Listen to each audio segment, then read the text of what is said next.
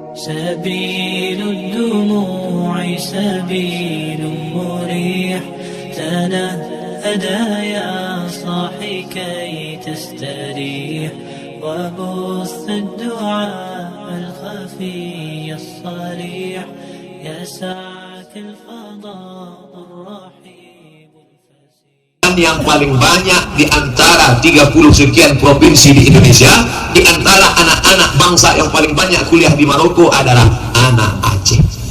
Tapi terus terang, saya sama anak Aceh dulu waktu di Maroko kurang suka lah, kurang senang. Kenapa? Mereka duitnya banyak, beasiswa dari APBD. Itulah, maka saya tinggal di asrama, kurang suka. Sampai sekarang alhamdulillah. Yang paling banyak mengundang saya malah Aceh.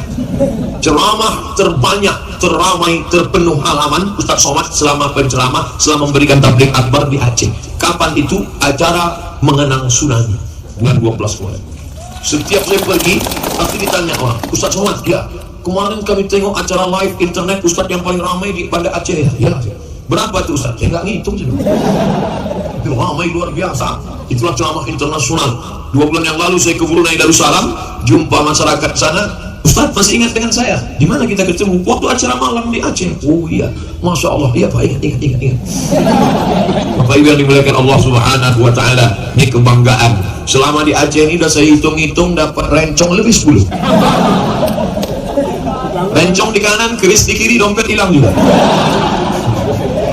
Bapak Ibu yang dimuliakan Allah Subhanahu Wa Taala, kebanggaan luar biasa bisa datang bersilaturahim. Kami di Riau namanya Universitas Riau, UNRI, yang dibawa nama daerahnya.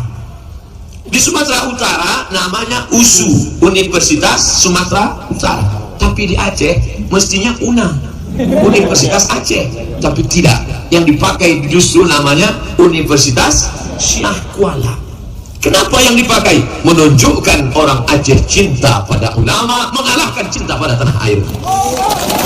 Syah Kuala. Datang lagi tukang pelintir.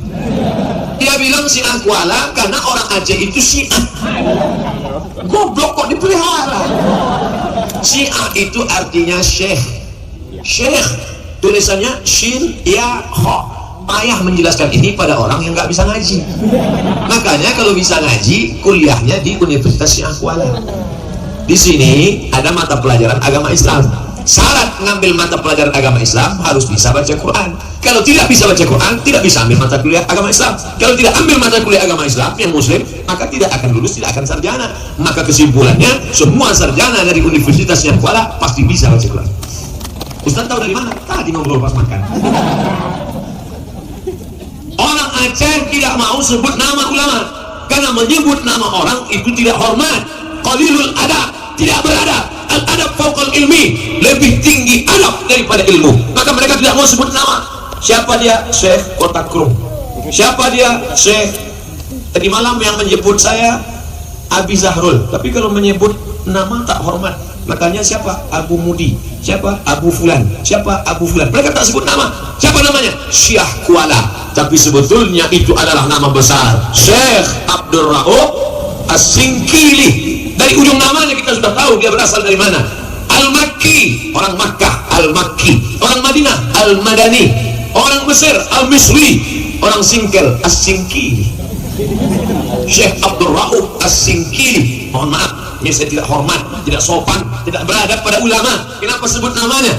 Saya ingin menyebutkan ulama itu yang bergelar Syah Kuala itu adalah Syekh Kuala, Syekh yang berada makamnya di Kuala. Ketika datang tsunami, mohon maaf, Allah menjaga sampai Ustaz Somad ini makam, sampai air itu seperti melompati makam itu, sampai seperti tak terusik Ustaz. Begitulah karamah Syekh Abdul Rauf As-Singkili. Sudah meninggal pun dia, makamnya pun dimuliakan Allah Subhanahu Wa Taala. Begitulah hebatnya. Orangnya sudah meninggal 300 tahun yang lalu, tapi sampai hari ini namanya masih tetap kekal abadi. Masuk saya ke ruangan Pak Rektor tadi, tidak ada foto Pak Rektor saya lihat di dinding.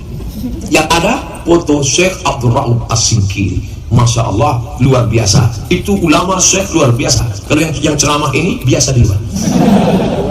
Apa yang dimuliakan Allah Subhanahu wa taala. Oleh sebab itu maka kalau ada orang bertanya, di manalah negeri yang paling menghormati ulama? Bukan basa-basi, bukti nyata dan fakta. Universitas Syekh Kuala, bukan sekolah agama, bukan pondok pesantren, universitas umum yang orang belajar fisika, kimia, biologi, matematika, sejarah, tapi memakai nama ulama, ulama yang dikedepankan. Kenapa? Karena ulama pewaris para nabi, al-ulama warasatul anbiya. Ambil foto ini dari tengah.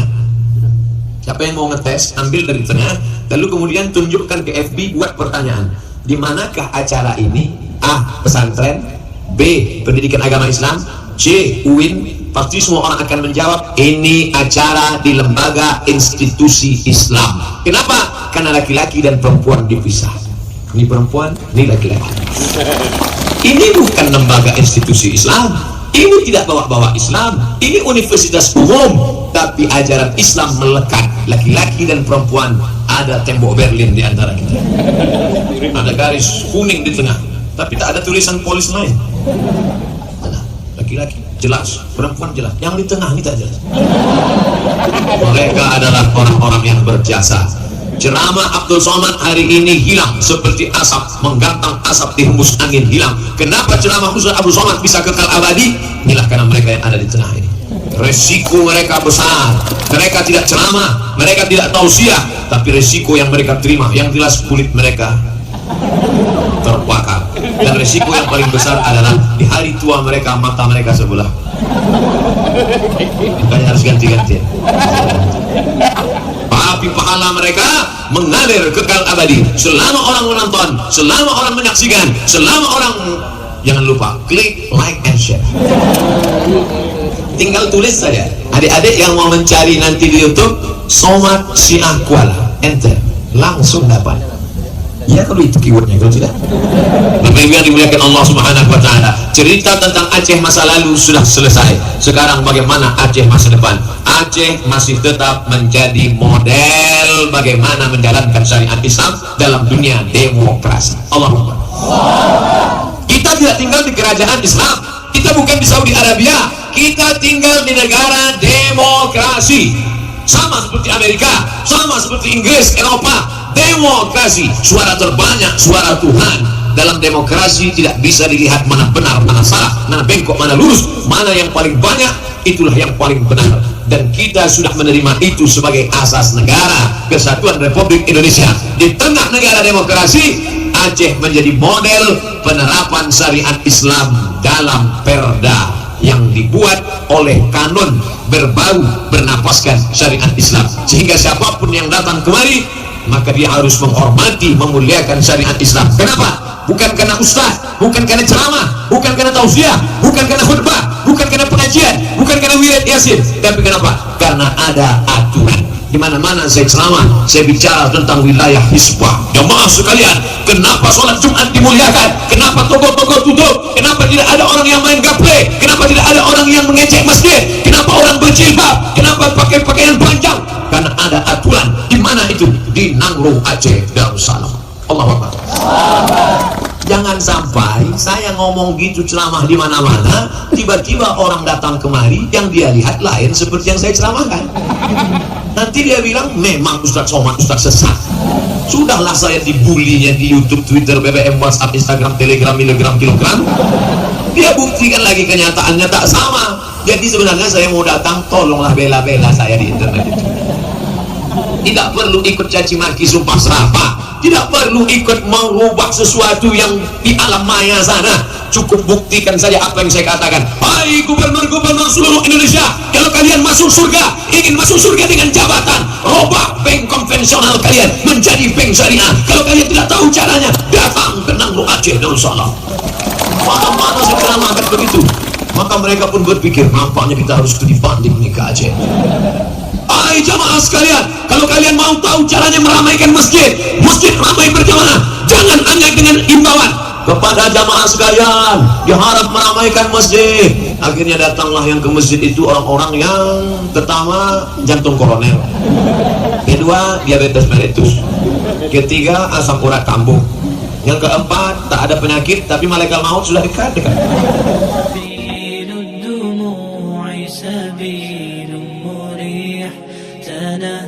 أدا يا صاحي كي تستريح وبث الدعاء